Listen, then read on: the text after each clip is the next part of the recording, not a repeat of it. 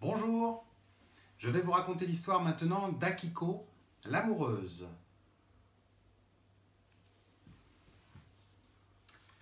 Ça parle d'amour. Par une chaude soirée d'été, Akiko décide de faire une petite promenade sous la lune. Elle aime beaucoup la nuit. Tout y est différent. Les bruits, les odeurs et les couleurs.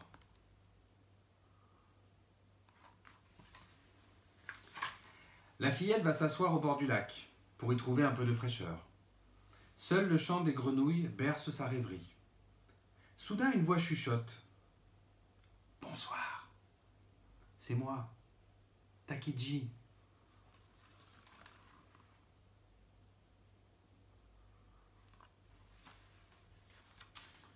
C'est un jeune garçon. Akiko l'a déjà vu, mais elle le croyait parti depuis longtemps. « Je ne te vois plus au village, lui dit-elle. Depuis que la sorcière Sayoko m'a jeté un sort, je ne peux plus sortir le jour. Le soleil me transformerait en pierre. Mais où vis-tu ? Dans la forêt sombre désormais, à l'abri de la lumière.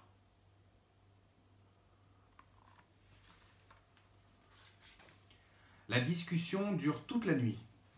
Au petit matin, Takiji remercie Akiko de l'avoir écouté et retourne au fin fond de la forêt sombre.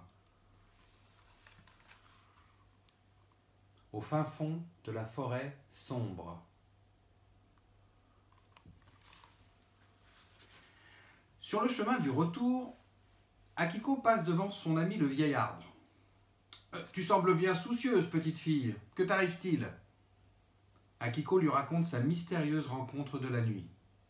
« Pourquoi n'irais-tu pas voir la sorcière ?» lui propose l'arbre. Et il lui indique où se trouve la demeure de Sayoko.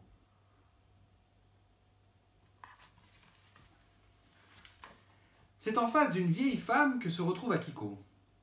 La sorcière n'a pas l'air très redoutable. « Mais je ne lui ai pas jeté de sort !» s'écrie Sayoko en éclatant de rire.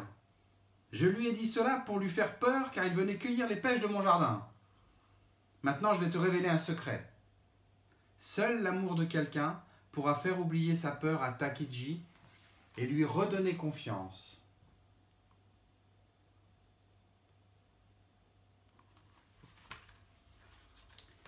Akiko retourne à l'entrée de la forêt. « Takiji, tu n'as rien à craindre. Sayoko me l'a promis. »« Je te remercie, mais j'ai trop peur, » lui répond-il, avant de disparaître dans le noir. « Mais comment te reverrai-je » lui demande-t-elle. Mais Takiji ne se retourne pas.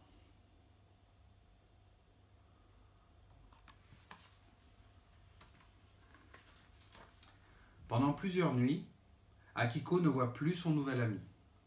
Il lui manque. Et son image la suit partout où elle va. Ainsi passent les jours.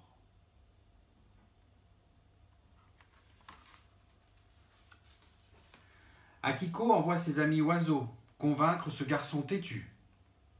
Mais non. Celui-ci refuse de sortir du bois.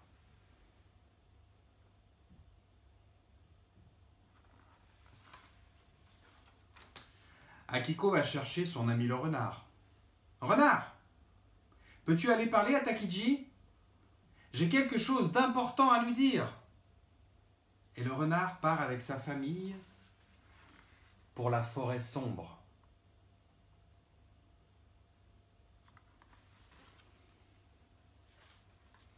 Au matin du 3e jour, Takiji réapparaît devant son ami.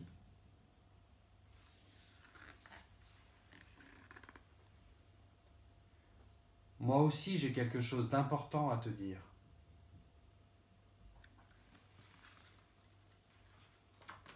Dans les rayons du soleil, il lui sourit.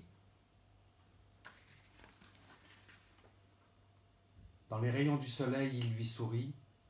Akiko aussi.